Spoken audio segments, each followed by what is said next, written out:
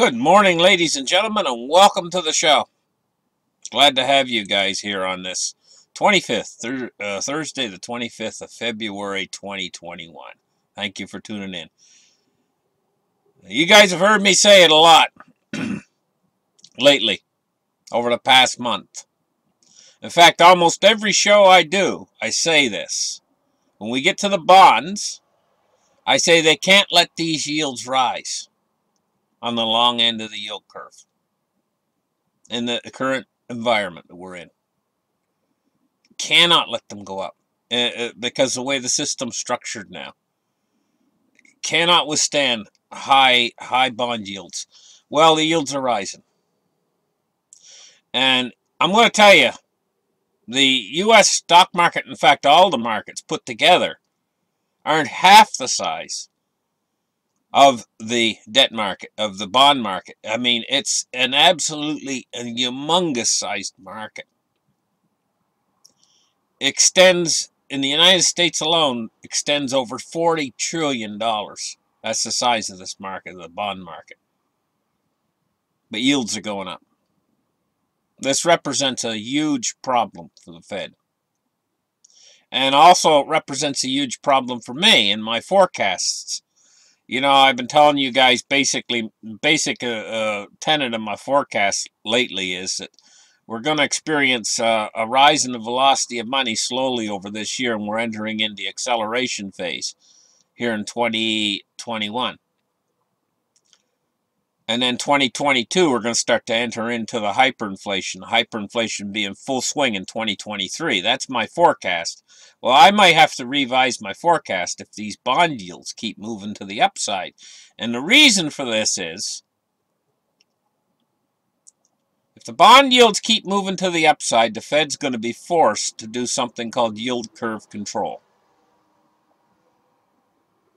And when they do yield curve control, it's going to change everything. The real reason why Bitcoin is rolling over, why gold and silver are starting to roll over right now, is these bond yields rising. And this is why the market's rolling over today. The system cannot withstand it. In fact, I go out there and I listen to so many of these guys lately. They're saying, oh, the Fed's going to lose control because the Fed just can't. They can't. I hear can't. All the time, that's what I hear. That the Fed has limitations, or the Fed just can't keep doubling down. You know, they say, you know, and they say everything's going to roll over and crash. Well, you know, this crisis that we're in right now is not going to stay where it is. It has to go in one of two directions. It has to either deflate or inflate. And up till now, it's been inflating. Well, what happens on either side of those two things that could happen? What happens if the system deflates?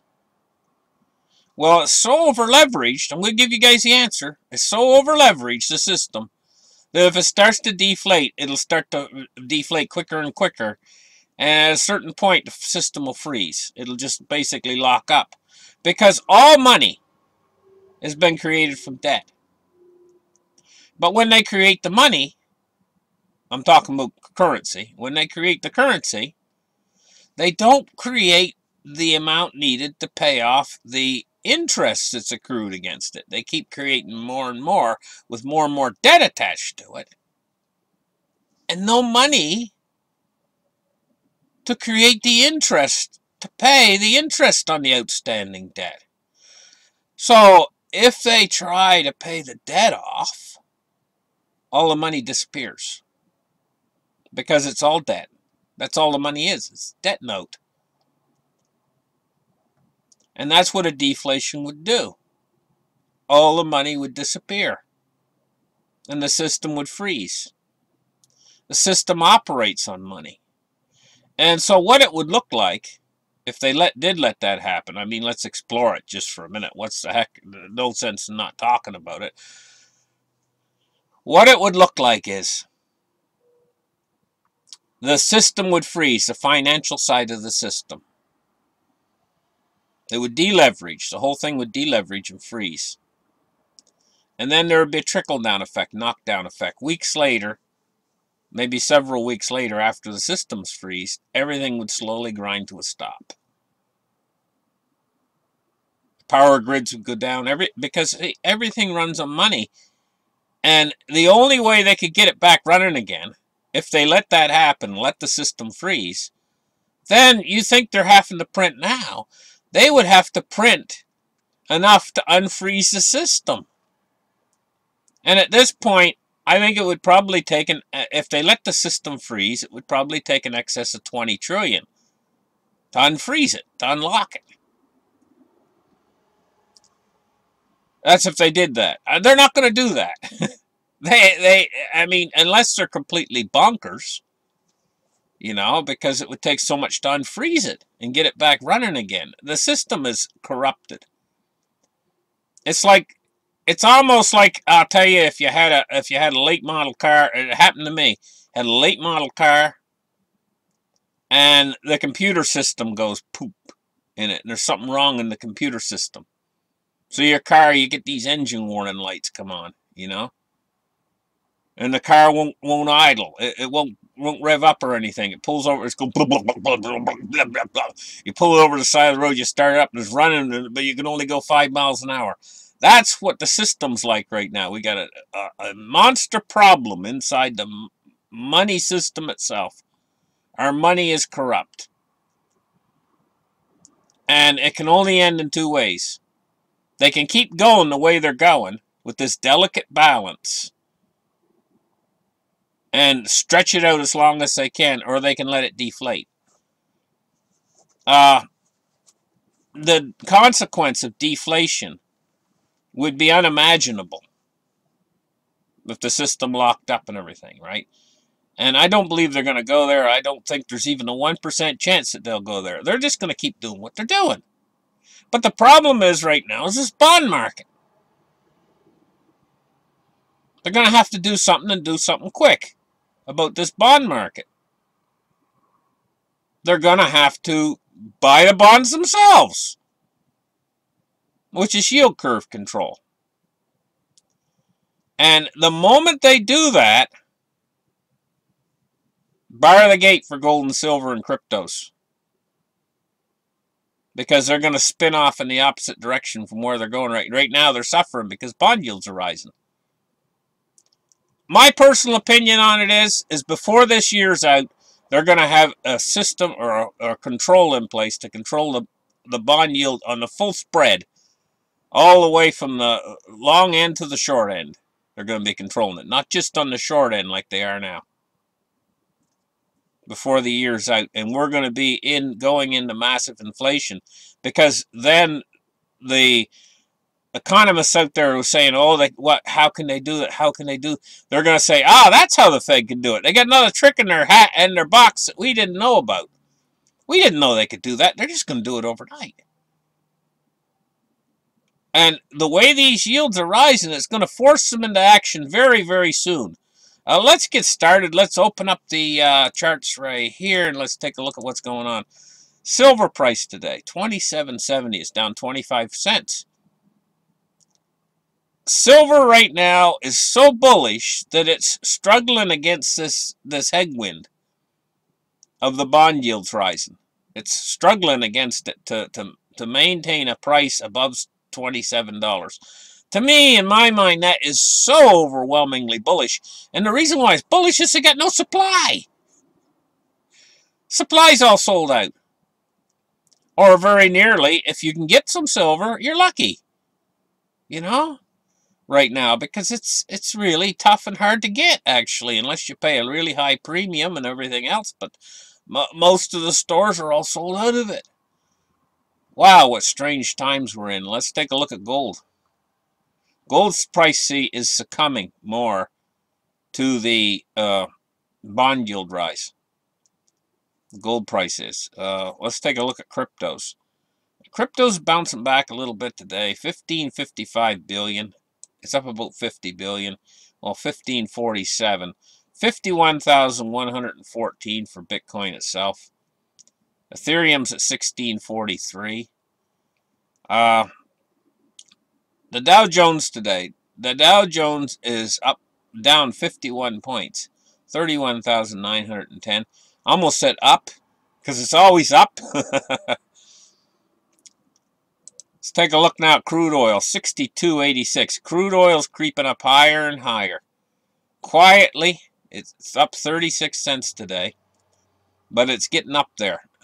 You know, considering how low it was, you know, at 62.86. It seems like it doesn't matter right now if there's crude inventory builds or not. Still, the price of crude oil continues to rise. Move index today. Now, the move index is not done. I thought it might have peaked yesterday. Yesterday, it went down just a little bit. It's leveled off today. It's 61, and it's actually starting to rise a little bit again. 61.92, but 75 is my mark on this. That's when the Fed starts to say, "Hey, you know, we got to do something. This is our credit markets. Our credit markets are getting they need oil. It's like the credit markets, once they get over 75, it's like a squeaking wheel. The wheel's squeaking because it needs to be greased." Let's take a look at bonds and rates today. We're looking at the long end rising really substantially. And, you know, we've peaked above the 1.4 mark that to me is kind of like a watershed mark in the U.S. 10-year. 1.45 today. And the U.S. 30-year is 2.28. If they don't control this and this rises too high, at a certain point it would bust this whole game wide open. This whole delicate balance that they got in place, that they've been keeping the system to get held together during this crisis. When the real actuality is, I was watching a video yesterday where they're driving down, I think it was Wilshire Boulevard or someplace out in California anyway. And, you know, these are like Rodeo Drive. It's that sort of, all these places, you know, that are like high-end real estate and everything. They're driving through. 3/4 of it's closed. About 3/4 of it. It's just devastated the economy. But look, stock market's up. Everything's up. Everything's rosy in the financial side of the economy. While we got out in the real world, everything's dead. It's been absolutely, utterly destroyed. And so they must have an awful balancing act to try to not let that reflect. In other words, the real economy reflect upon the Wall Street economy. And they got a delicate balance in place. These bond yields are threatening to blow up the whole thing and ruin that delicate balance and have it so that it really reflects what's really happening. So the real economy will reflect on the Wall Street economy as well. That's what it threatens to do. So if they let these bond yields continue to rise, well, everything would fall apart. The whole system would fall apart. So they can't let that happen. But if they do yield curve control, like I'm saying that they're going to do, this is going to really put the gears into inflation. So, you know, I say the Fed can't do this and the Fed can't do that. Well, the Fed could just withdraw everything and let the system implode on itself. They could do that. They could just let the system, let the whole thing fail. But the ultimate result of that would be absolutely unthinkable, because everything would grind to a stop. I mean everything. Everything that runs on money. Think about that for a minute. Because everything runs on money. You know, from the guy that brings your mail to the you turning on your cell phone. Those companies that provide cell phone service, the power that comes into your house, the power company runs on money. Everything runs on money. The whole system runs on money. Nobody works for free, so absolutely nobody would work. That means you go to the grocery store and there wouldn't be any food in there, because that runs on money too. Everything runs on money. And that's what would happen if they let the system completely freeze up into some sort of deflation. I guarantee you guys, I'll just say it one word. If we were to get an 80% stock market crash like these guys are calling for, what do they think? Do they think that this fragile system can withstand an 80% stock market crash without it freezing and everything stopping and everything going bankrupt? Everything going bankrupt? And if everything goes bankrupt, that means it all stops. So what do they think? Do they think that we're actually going to be able to go through an 80 or 90% stock market crash and everything crash and all the bubbles pop? And the system's going to stay running? Is that what they think? They think that we can actually withstand that kind of a crash? And the system will stay running? Do they think it'll stay running? In other words, do they think that we can go through that monster crash of 80% and that they're going to be able to buy something with their gold? Because or with their dollars?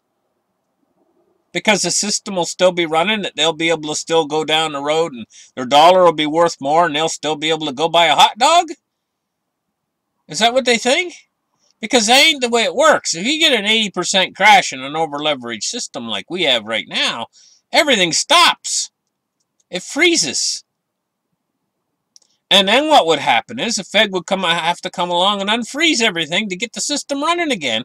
And it would cost them more money in the long run than if they didn't let it freeze.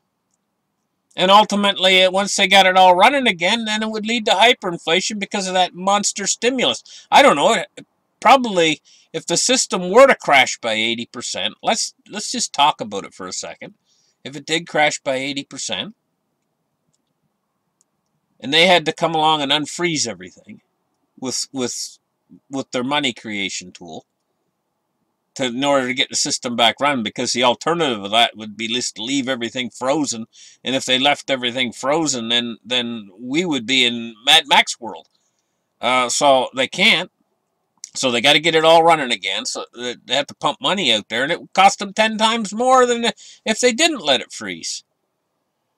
So if you want real quick and hyperinflation, let the system freeze. Let them panic. Then we'll get hyperinflation next month. I don't know any way out of this situation that they've created, where we got a debt-based system that's over-leveraged, other than some sort of crack-up. But the best option is the hyperinflation, and especially if they can bring it on slowly. That's the best way out to save us, because it's going to be a slow thing. It's going to be like, yes, it's going to create tremendous poverty, but the system will stay running. And so as long as the system stays running and they continue to use more and more worthless dollars slowly over a period of time, the system grinds down slowly and it doesn't completely freeze, then maybe we'll be able to squeeze out of this thing somehow by them making some sort of a Bretton Woods sort of thing, you know, where the alternative is us not getting out of this thing at all. I mean, you know, this is like some sort of, it reminds me of that movie Saw, you know, seriously, and everybody out there, this is the trap. I mean, you're going to get out of it the best way you can. I mean, this is going to be horrendous. I never seen anything like it before, but there's no easy way out of it. We got a problem with our money. It's a monster problem that Nixon created when he took us off the gold standard. It was supposed to be temporarily. And maybe he's basically destroyed. When he took us off the gold standard in 1971, he put in motion something that would destroy us. Worse than anything you could ever imagine, ultimately. Anyway, so here's our raising prices on our bonds. And this is trying to crack the system. I see as much as 10 basis points on the U.S. 5-year. 10 whole basis points today, up. 4.8 on the U.S. 30-year. That's at 2.29. And the 10-year, we're looking at 7.7 basis points at 1.466. It's just getting out of control now at this point. Yeah, I'm upset about it. Because I'm telling you, this is bad, guys. This is really serious. U.S. dollar index today, 89.71, and the dollar's starting to fall a little bit. Thank you guys for listening to my show.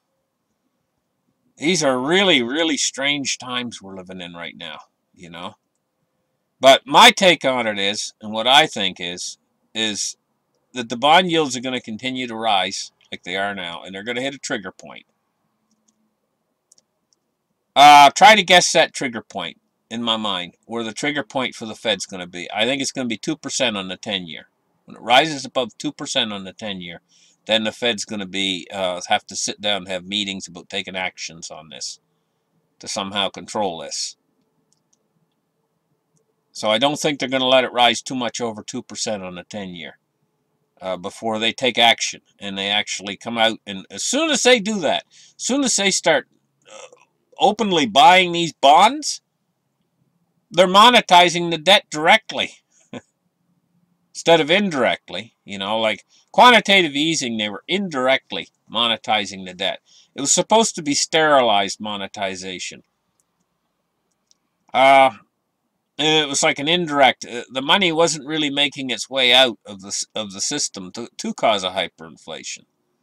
In fact, quantitative easing is actually by nature slightly deflationary, believe it or not, and it actually slows down the velocity of money, and I'll explain to you why. When they do quantitative easing and they create all that money, it remains in the top end of the system, it's not moving, it goes into a liquidity trap. So it increases the amount of money out there, but it's the amount of money that's not moving.